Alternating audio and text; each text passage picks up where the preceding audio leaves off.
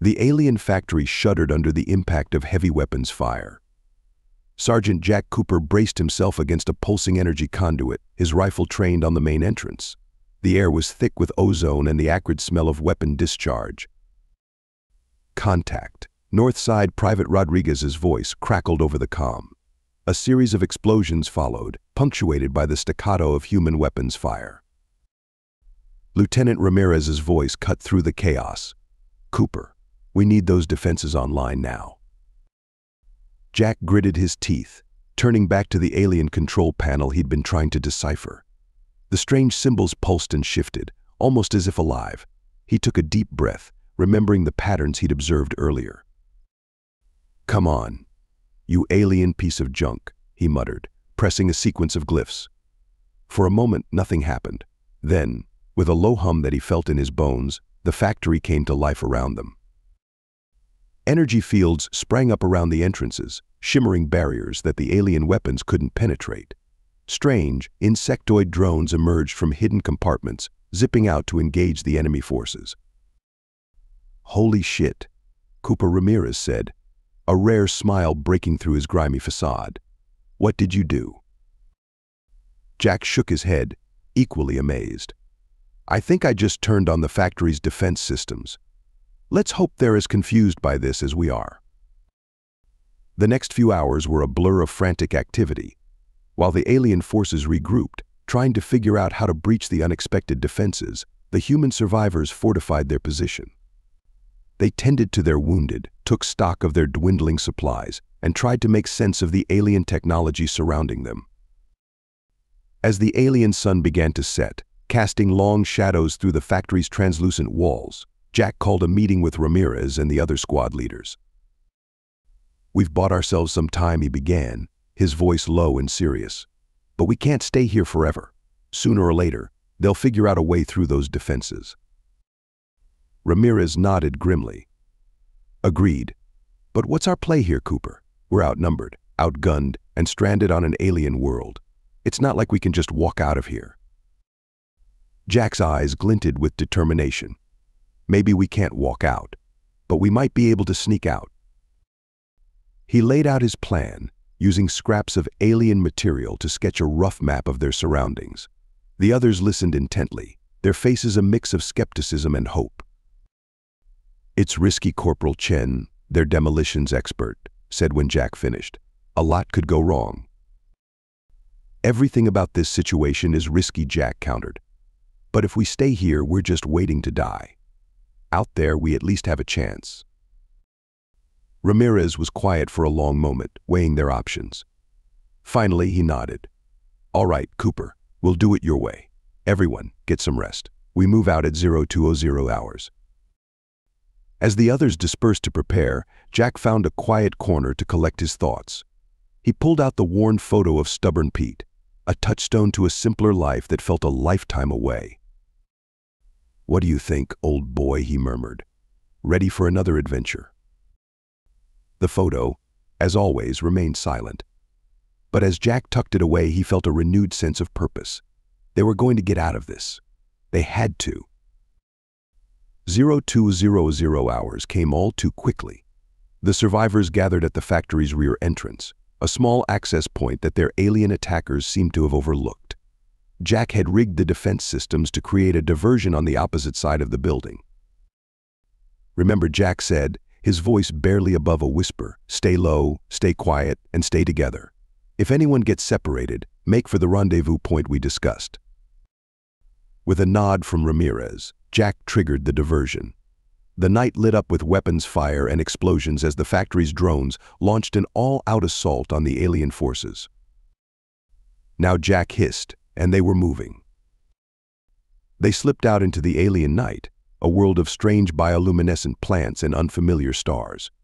Jack led the way, every sense on high alert as they navigated through back alleys and shadowy corridors of the alien city. Several times they had to freeze in place as alien patrols passed nearby, their strange vehicles hovering silently through the streets. Jack's heart pounded in his chest, but years of training kept him steady. They were about halfway to their planned exit point when things went sideways. An alien ship appeared overhead, its searchlight sweeping the area. At the same moment, a patrol rounded the corner ahead of them. "Scatter!" Jack shouted, all pretense of stealth abandoned. The next few minutes were chaos. Weapons fire lit up the night as the humans fought their way through the alien forces. Jack lost track of how many times he narrowly avoided being hit, running on pure adrenaline and instinct. When they finally regrouped at the rendezvous point, a decrepit alien structure on the outskirts of the city, Jack did a quick head count. They'd lost 3 in the escape, with several others wounded. But they were out. They'd done the impossible. As the adrenaline began to fade, replaced by the bone-deep weariness of their ordeal, Ramirez approached Jack. "Hell of a plan, Cooper," he said, clapping him on the shoulder. "What's our next move?" Jack looked out at the alien landscape stretching before them, a world of danger and possibility. "Now," he said, a grim smile playing at his lips, "we find a way to hit back." In the distance, they could hear the sounds of the alien forces mobilizing, searching for their escaped prisoners. But for the moment, they were free, and Sergeant Jack Cooper was already planning their next impossible mission. The real fight for survival on Zaxlath's world was just beginning. The alien sun rose over a landscape that seemed to defy reality.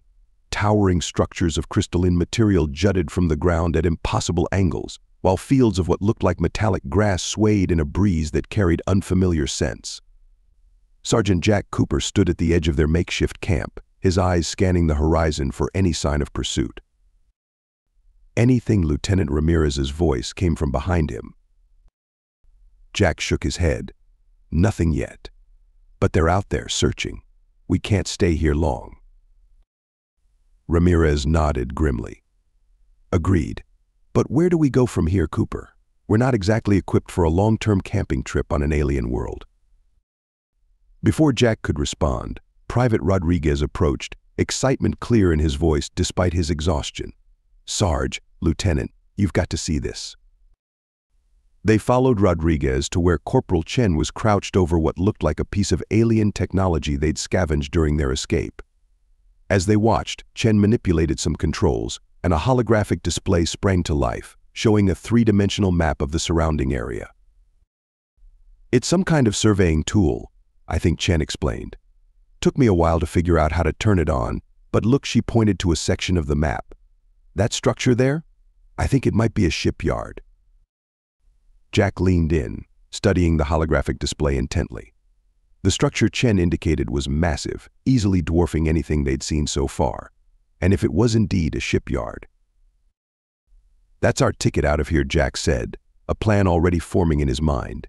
"If we can get to that shipyard, maybe we can find a way off this rock." Ramirez looked skeptical. "That's a big if, Cooper. We're talking about stealing an alien spacecraft. None of us are exactly qualified for that."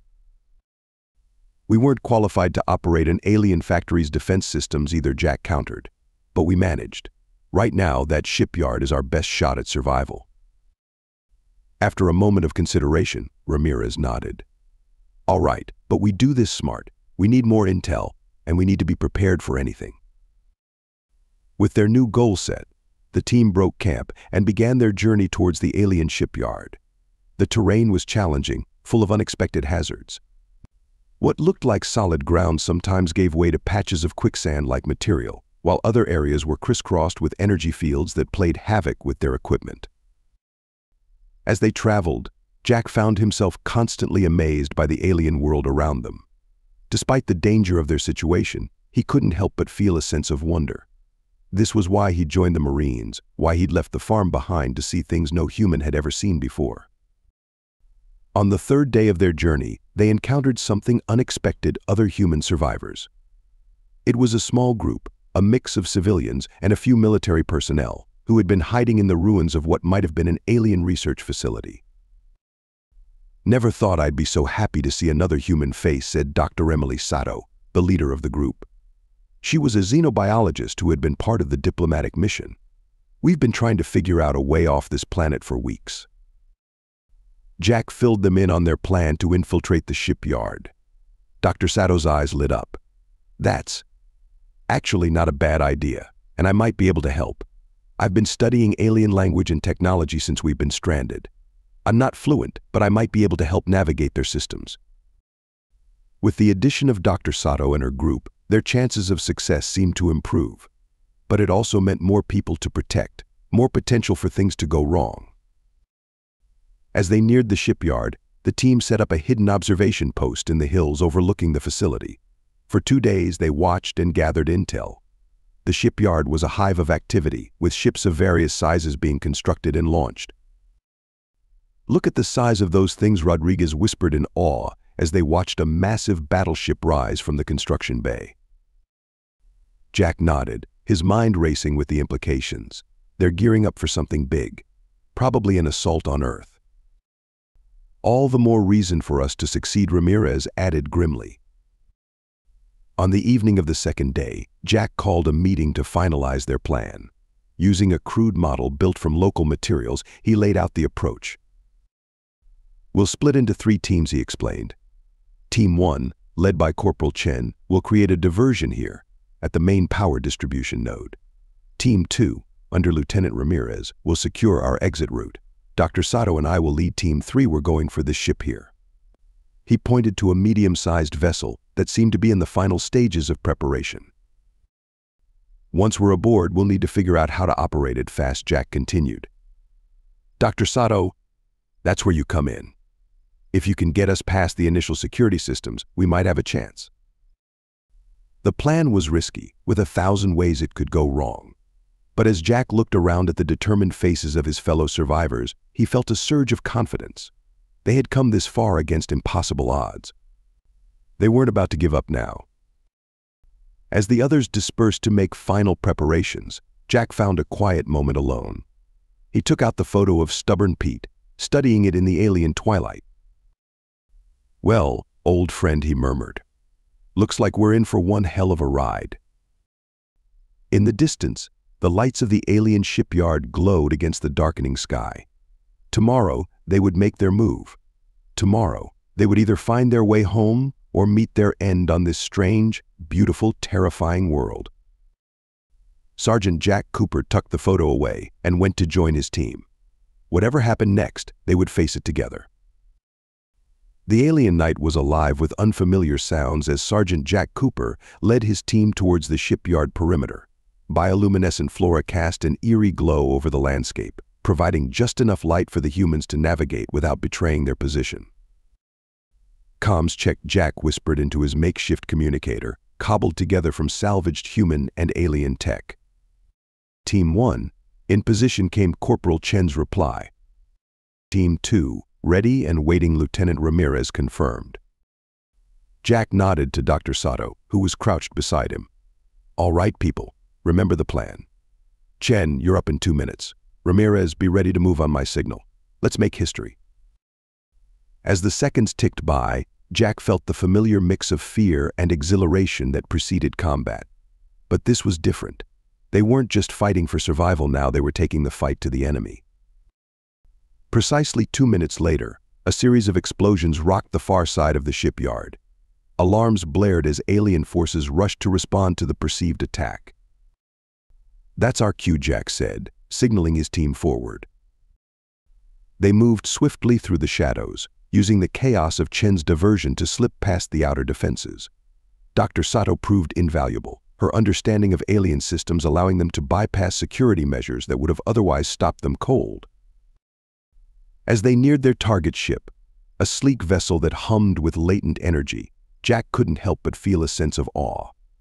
Despite the circumstances, part of him marveled at the advanced technology surrounding them. "Jack, we've got company," Dr. Sato hissed, pointing to a group of alien guards approaching their position. Without hesitation, Jack signaled his team to take cover. The next few moments were a blur of silent, brutal combat. They couldn't risk using firearms and alerting the entire shipyard, so it came down to hand-to-hand fighting and improvised weapons.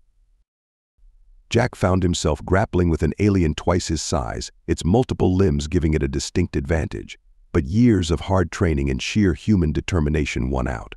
As the alien fell, Jack caught a glimpse of the rest of his team finishing off their opponents.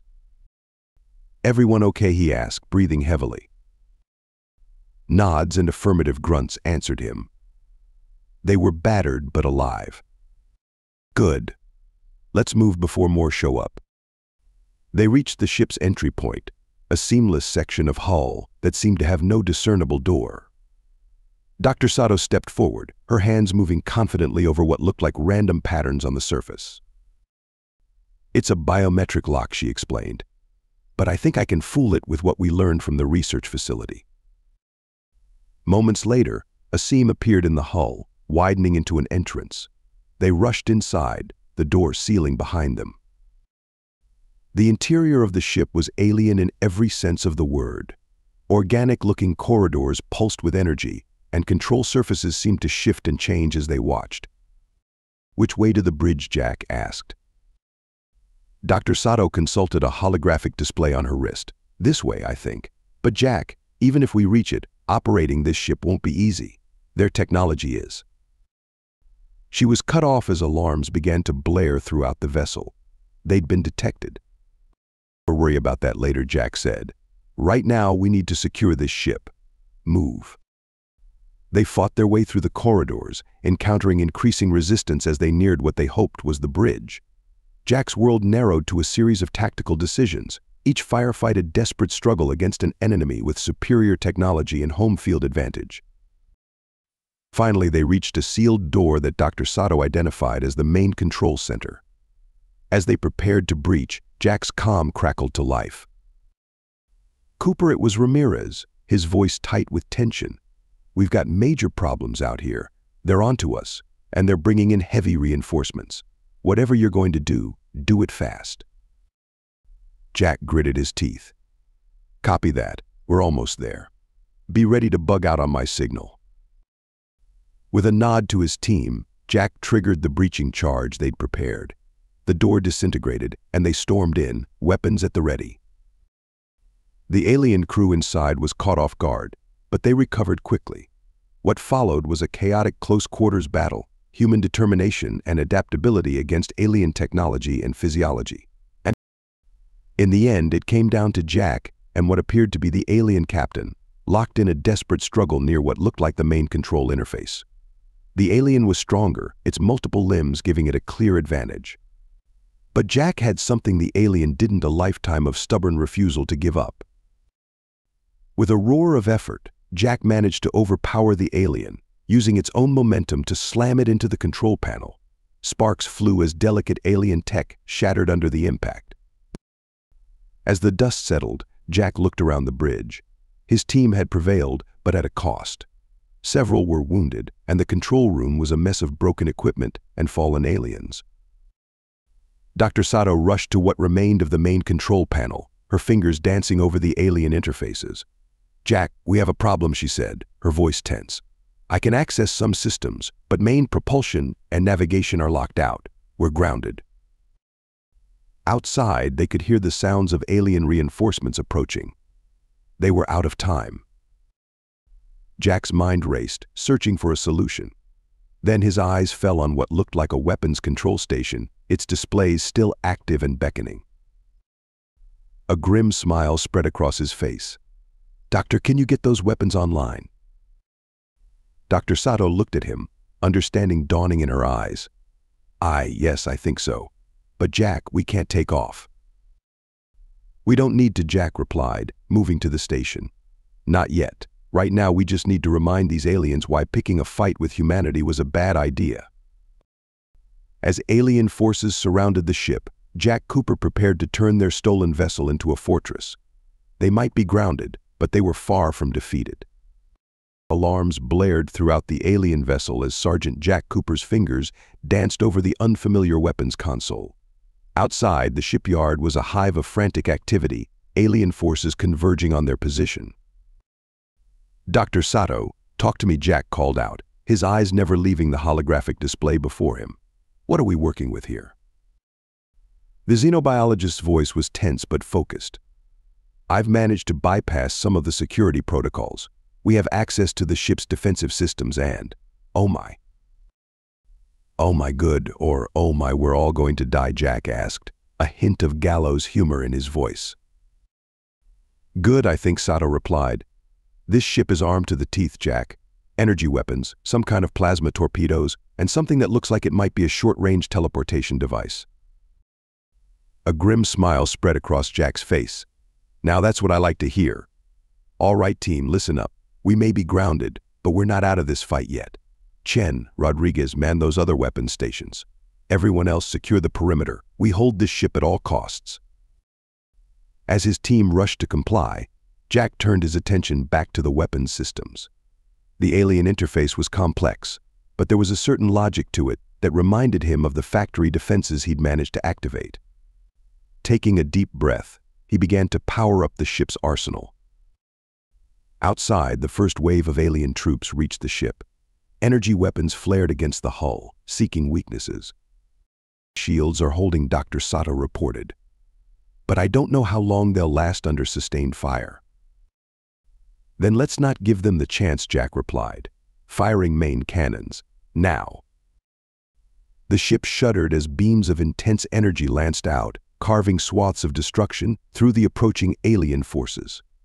Explosions rocked the shipyard as Jack's shots found their marks, destroying other vessels still in their berths. Holy shit, Sarge Rodriguez exclaimed. Did you see that? We just took out half their fleet. Jack allowed himself a moment of satisfaction before refocusing. Stay sharp. They'll be throwing everything they've got at us now. As if on cue, larger alien vessels began to move into position, their weapons charging. Incoming fire, Chen warned. Brace for impact. The ship rocked violently as enemy fire slammed into their shields. Warning lights flashed across the control panels.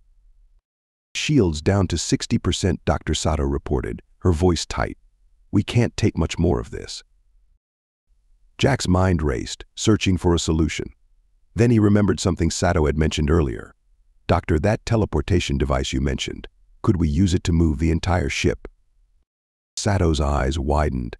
Theoretically, yes, but the power requirements would be enormous, and I'm not sure I can calculate a safe destination with these alien nav systems. We don't need safe, Jack replied, his voice filled with determination. We just need not here do it. As Sato worked feverishly to activate the teleportation system, Jack and the others continued to return fire, keeping the alien forces at bay. The ship groaned and shuddered under the assault, systems failing and alarms blaring. Ready, Sato shouted over the din. But Jack, I have to warn you, this is completely untested. We could end up anywhere, or nowhere. Jack met her gaze, seeing his own mix of fear and determination reflected there. We've come too far to back down now. Do it. Sato nodded and slammed her hand down on the activation panel. For a moment, nothing seemed to happen. Then reality itself seemed to twist and warp around them.